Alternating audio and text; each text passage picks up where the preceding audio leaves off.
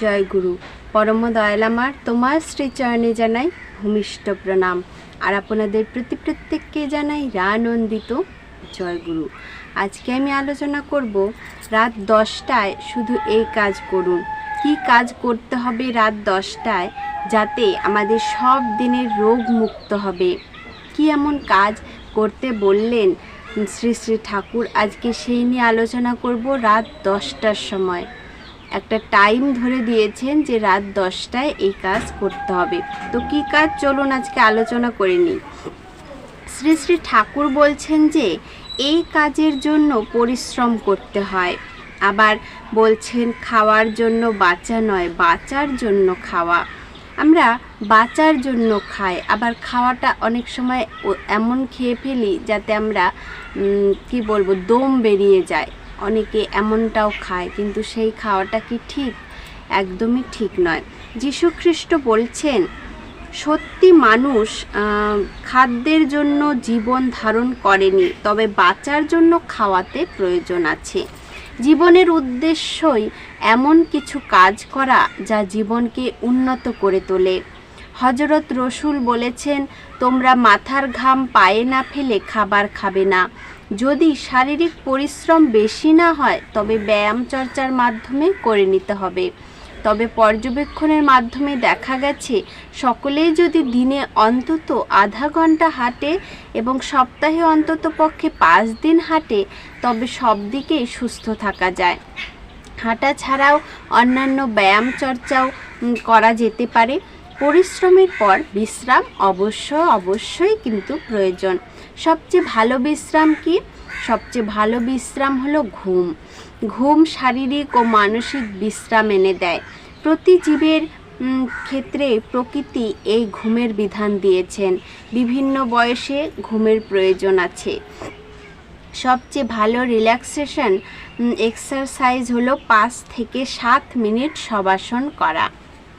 শ্রী শ্রী ঠাকুর 24 ঘন্টায় 3 থেকে 4 বার এবং প্রতিবারে 5 থেকে 7 মিনিট শবাসনে ধ্যান করা সাধনার অঙ্গ হিসাবে দিয়েছেন। শ্রী শ্রী বরদা ছাত্রদের উদ্দেশ্যে বলেছেন, রাত্রি 10টার মধ্যে শুয়ে পড়া ভালো।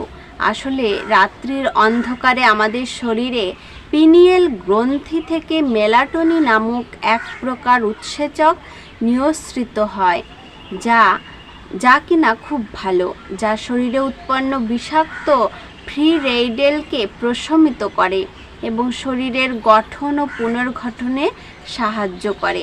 তাহলে রাত্রি 10টার মধ্যে শুয়ে পড়ার কথা বলেছেন শ্রী শ্রী বরদা, কিন্তু অনেকে সেটা মানেন না। অনেকে রাত্রি করেন, অনেকে রাত্রি জেগে কাজ করার অভ্যাস আছে, অফিসের কাজ থাকে, সেগুলো বাড়িতে বসে অনেক রাত পর্যন্ত 12টা 1টা পর্যন্ত করেন।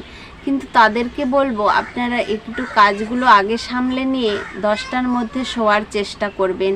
এতে আপনাদের শরীরে যে পিনিয়েল গ্রন্থি, সেখান থেকে মেলাটোনিন নামক এক প্রকার উৎসেচক নিঃসৃত হয়, যা কিনা শরীরের পক্ষে কিন্তু খুবই ভালো। সেটা আপনাদের শরীরের পক্ষে ভীষণই উপকারী হবে। সেই কারণে রাত্রে শোবার আগে আলো নিভিয়ে অন্ধকার করে শোয়া ভালো। বেশি রাত জেগে কাজ করা, টিভি দেখা পিনিয়াল প্ল্যানকে নিষ্ক্রিয় রাখে। তাই সকলকে বলেছেন 10টার মধ্যে শুয়ে পড়তে।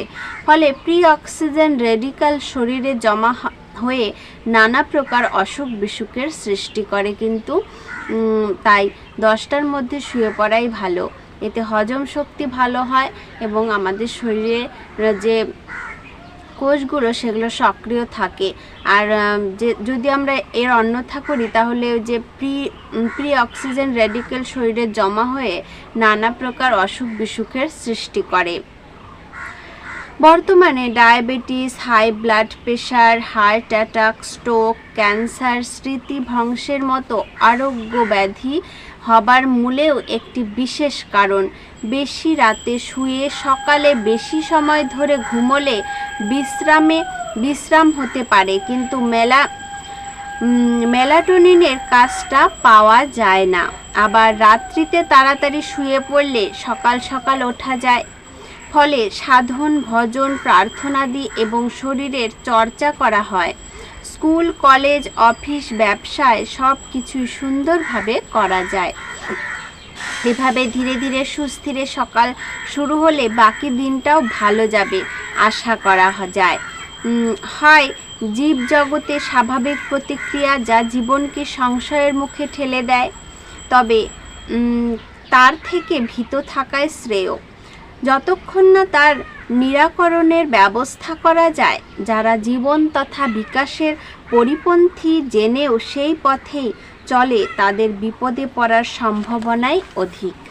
যেমন ধূমপান স্বাস্থ্যের পক্ষে ক্ষতিকর জেনেও তা গ্রহণ করা, তারা সাধারণত ওই বিষয়ে আসক্ত। তাই ভয় করা জীবের সুস্থতারই লক্ষণ, তবে অস্বাভাবিক হয় যা জীবনকে সংশয়ের মুখে ঠেলে দেয়।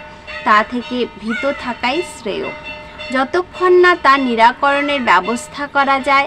সারা জীবন তথা বিকাশের পরিপন্থী জেনেও সেই পথেই চলে তাদের বিপদে পড়ার সম্ভাবনাই অধিক। যেমন ধূমপান স্বাস্থ্যের পক্ষে ক্ষতিকর জেনেও তা গ্রহণ করা, তারা সাধারণত ওই বিষয়ে আসক্ত।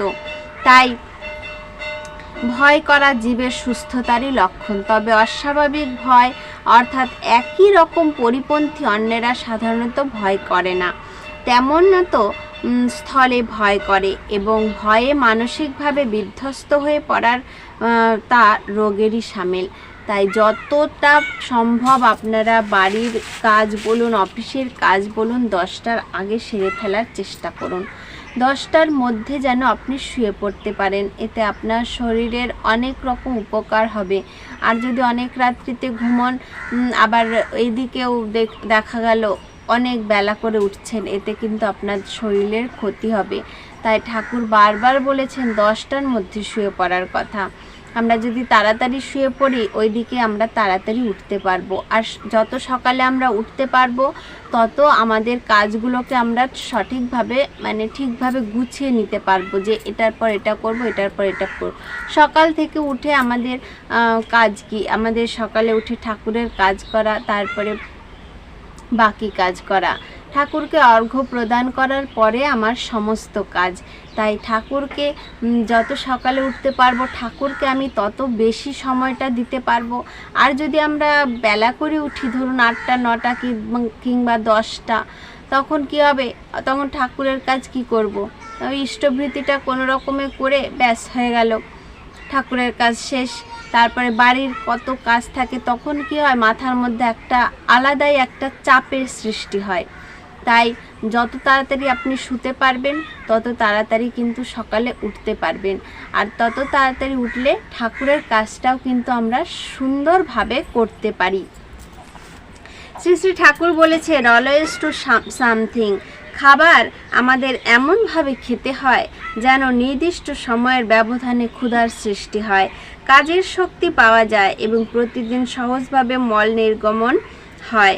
তাছাড়া কোনো রকম তামাক, মাদক ও উত্তেজক দ্রব্যাদি ব্যবহার না করাই ভালো।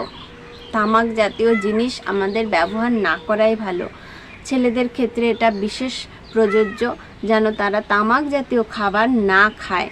কারণ তাদের এখনকার যে পরিস্থিতি, এখন যত ধরনের রোগ বাসা বাঁধছে শরীরে, তার থেকে তামাকের থেকে দূরে থাকাই ভালো। তামাক খেলে কিন্তু ক্যান্সারের সৃষ্টি হয়, এটা আমরা সকলেই জানি।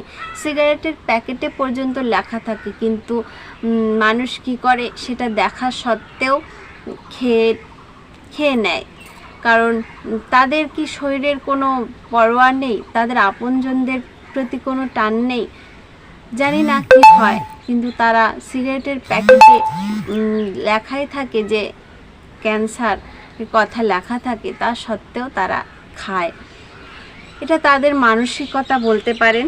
তবে ঠাকুর বলেছেন কোনো রকম তামাক বা মাদক জাতীয় উত্তেজক দ্রব্যাদি কখনো গ্রহণ করা উচিত নয়, এতে শরীরের ক্ষতি করে। আর খাবারটা এমন খাওয়া উচিত যাতে হজমটা ভালো হয়, আর খাবারটা নির্দিষ্ট সময়ের ব্যবধানে খাওয়া উচিত। ক্ষুধার সৃষ্টি হয় তখনই খাওয়া উচিত। মাথার ঘাম পায়ে ফেলে যখন আমরা খাটনি করব তখন অবশ্যই আমাদের খিদে পাবে, আর খাবারটা ঠিক তখনই খাওয়া উচিত। কারণ খিদে না পেলে খেলে কি হয়, বদ হজম হয়ে যায়, এতে আমাদের শরীরের অনেক রকম ক্ষতি হয়। আর যত তাড়াতাড়ি শোয়ার চেষ্টা করবেন তত তাড়াতাড়ি উঠতে পারবেন, এটা মাথায় রাখবেন সবসময়। এটা কিন্তু শ্রী শ্রী বরদা বলেছেন এবং ঠাকুরও বলেছেন। তাই ঠাকুরের কথাগুলোই তো বরদা বলেছেন, তাই ঠাকুরের কথা মানার চেষ্টা করুন, ঠাকুরকে ভালোবাসার চেষ্টা করুন, ঠাকুরের কাজ করার চেষ্টা করুন। এতে মনে একটা আলাদা রকম শান্তি, একটা অনুভূতি আসে। তো আজকের আলোচনার প্রসঙ্গ এই পর্যন্তই। আবারও আসবো নতুন কোনো আলোচনা নিয়ে। আপনারা সকলে ভালো থাকুন, সুস্থ থাকুন। জয় গুরু।